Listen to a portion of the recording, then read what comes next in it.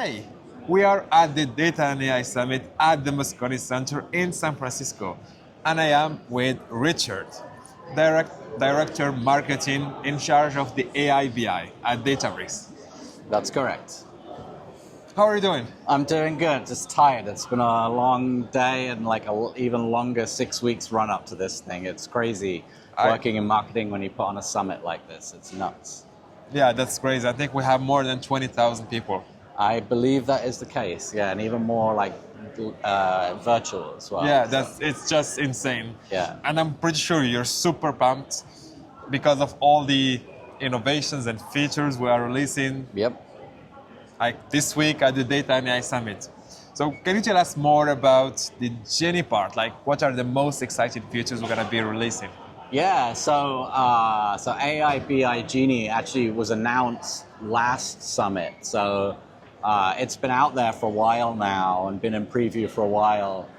The big news for Summit is that we're GAing the product. The last 12 months or so, we've actually seen over 4,000 customers now use it and use it for production use cases as well. So it's really battle hardened and tested out there in the field. So ready for prime time, and so super excited to get the actual general availability of it. And that comes along with quite a few new features as well that are pretty cool. Can you spoil those features? Yeah, I mean, I can give you talk a little bit about them, but so I think some of the most exciting things we're doing is we're really revamping what we're now calling Knowledge Store. So this is like basically the whole repository of instructions that Genie has. So we think of the Knowledge Store as kind of like a local semantic layer for Genie.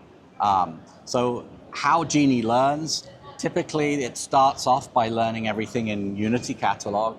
So tables, relationships, comments, etc.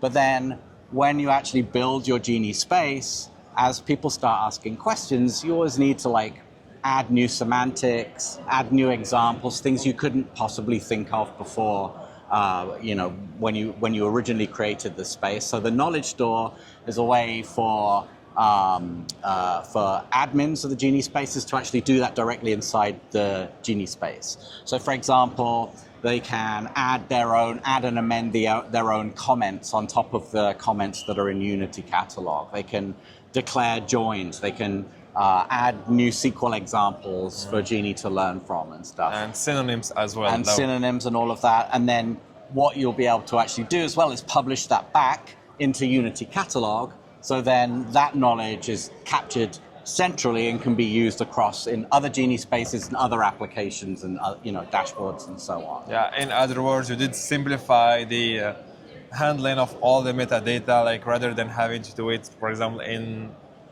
outside Genie. Now you can do everything inside Genie to make sure. Well, it's much more dynamic. Yeah, and then there's a couple of really cool new features. So we're calling them knowledge mining and knowledge extraction.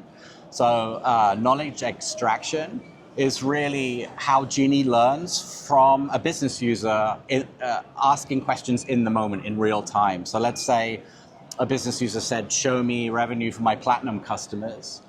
Genie said, I don't really know what platinum customers are. I don't see it in the data. So the end user at that point can say, well, platinum customers are every customer or any customer that generates, say, above $20,000 in revenue a month. So Genie will then learn that and try and use that logic and show you the results. Then the user will click, yes, I like this response. And at that point, all of that knowledge then gets extracted and added as instructions or as components of instructions. So for example, the new platinum customer definition might be a new where clause, or it might be a new metric definition, but that actually just at that point gets extracted from the end user, just typing it in and stored in the knowledge store for future use. And then just as exciting is something called knowledge mining as well.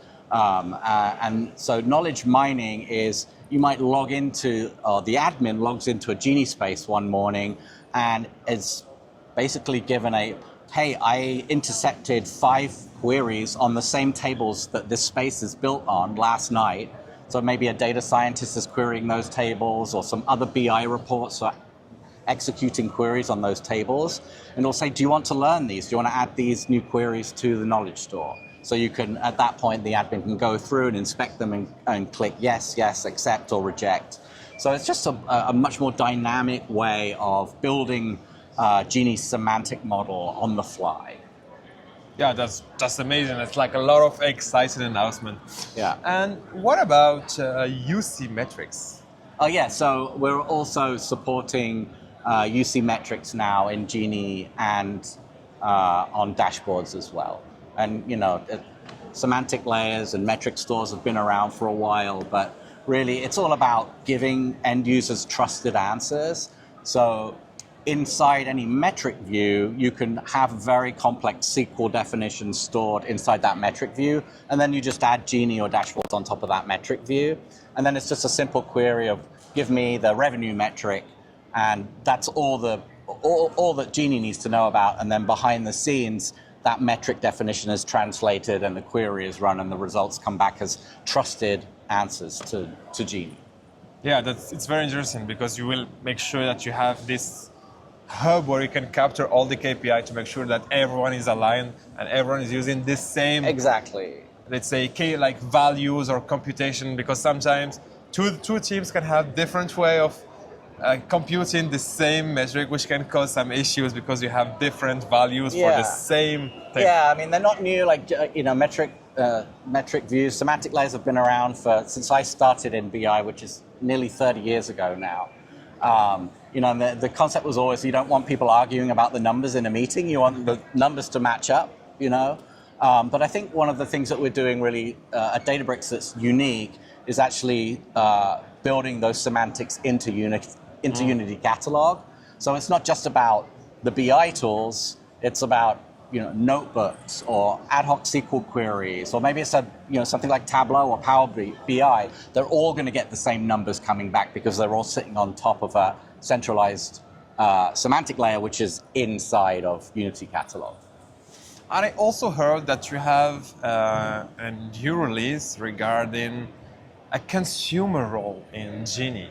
Well, yeah, I'll tell you that there's one more thing I want to tell you about in Genie first. And probably the most exciting is this concept of deep research mode. So we'll make a big splash about this, and basically what deep research mode does is it helps users ask really sophisticated questions. So in the past, it's been Genie's great at saying, what's my revenue last month, by quarter, by region, like asking those descriptive questions. But if you see a spike in a chart, or you want to understand like how to optimize your sales funnel, you can just ask Genie, like, why is this number like the number is? Or how can I increase my sales funnel? And it will actually then form a bunch of hypotheses and build a research plan and go off and actually test all of those hypotheses against the data, and then bring everything back in a nicely presented, like almost like a research paper that you can then go through and actually really start to understand root cause behind all of the numbers, and even help to kind of understand how you can make things better in the future as well. So it's much more than just like basic descriptive analytics. That's amazing. Yep. And I think I played with this feature and I was like, wow, it's just amazing. Yeah, no, it's pretty cool. I mean, it's early days, so we'll see what customers do with it. Yeah. But this has really been the promise of analytics and BI ever since I've been working in the space. Is it not only does descriptive, but it gets into prescriptive, and then even beyond that. So to really help people kind of understand root cause and actually be able to act on the data versus just know what's going on. Yeah, that makes sense. Yeah. And what about the consumer role I mentioned? Oh, consumer role. So yeah. So of course that Databricks is a very friendly place to come for data engineers, data scientists, analysts. When you log into the workspace, you have access to everything.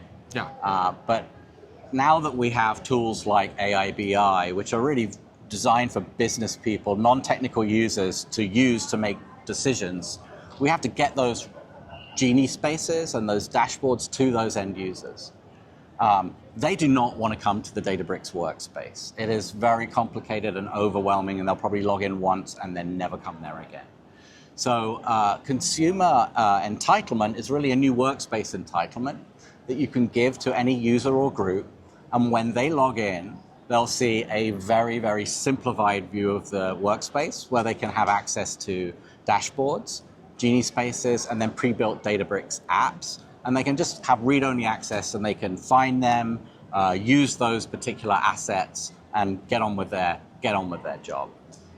So that's the entitlement piece, which is really just a toggle in the workspace. What we're really excited about is what we're calling Databricks One.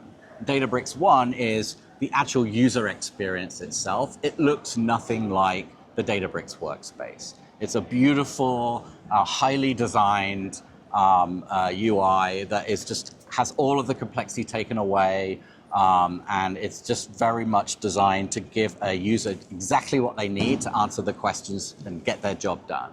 So we'll see things like groups of assets organized by domain, for example. So if I am in marketing, which I am, and I just want to know about campaign analytics, there'll be a domain called campaigns. So I might have 10 dashboards, a couple of Genie spaces, maybe 4 different Databricks apps that all help with campaign analytics. So they're kind of organized into business areas. So you might have like supply chain domain, or sales and marketing. I don't know, but very much like tailored for business people to think in business terms. And that will simplify the life of many, many customers. That's for sure. Yeah, for sure. And our goal is here to get the power of Databricks in the hands of everyone in the organization, not just data practitioners, which is most of the people here. We want to go way beyond that. So, and the reason we called it Databricks One is because we see when it comes to data, we want an organization to be one. We don't want it only to be for the privileged few. We want everybody to use data in their day-to-day jobs. So, Databricks One is the democratization of Databricks for everyone in the organization. That's awesome. And I think you know why it was called One. So this is an exclusivity. And what about dashboards? Yeah, so I mean, we're not making big announcements on dashboards, but we've actually just put a lot of new features into dashboards as well. BI tools have been out there for a long time. Indeed. And there's a lot of basic features that our customers expect. So we really feel now that we've kind of filled that gap with become a absolutely valid BI tool for people to use enterprise BI. So we're with this particular at Summit, we're going to be talking about things like we've added themes, multi-page, drill down, drill across, all these different just things that people who use BI tools expect. We're also introducing some predictive analytics capabilities into dashboards as well. So the ability to right-click a trend line and get a forecast, and that forecast will actually run on a real profit model that's kind of hosted and running inside in the Databricks platform as well. So it's not just like lightweight models. These are like full-featured forecasting models that are running behind the scenes. And we're also introducing something called key drivers, which again, when you're on a dashboard, maybe you see a spike and you want to understand why it's happening, you can kind of right-click and say, help me understand this spike. And right inside the dashboard experience, you'll start to see, do analysis to understand why you're getting certain trends in the data and so on. Yeah, that's still a bunch of releases. That's still huge. If you compare the dashboarding experience that we had maybe 2 or 3 years ago, this is a big change. Even if you compare it to what we released last Summit, or even last Christmas where we were, it's just staggering the amount of innovation that goes in. My job in product marketing is to evangelize all these new features and I can't keep up with the Yeah, it's pace super hard. of the engineering team and what they're delivering. So we actually just have to put blogs together now with 20 new features at a time, just because the stuff is just coming out so fast. That makes sense. Thank you so much, Richard. Yeah, no worries. It's great to see you here. I hope you're having fun. Yeah. I'm super happy and super pumped. Yeah, great, cool.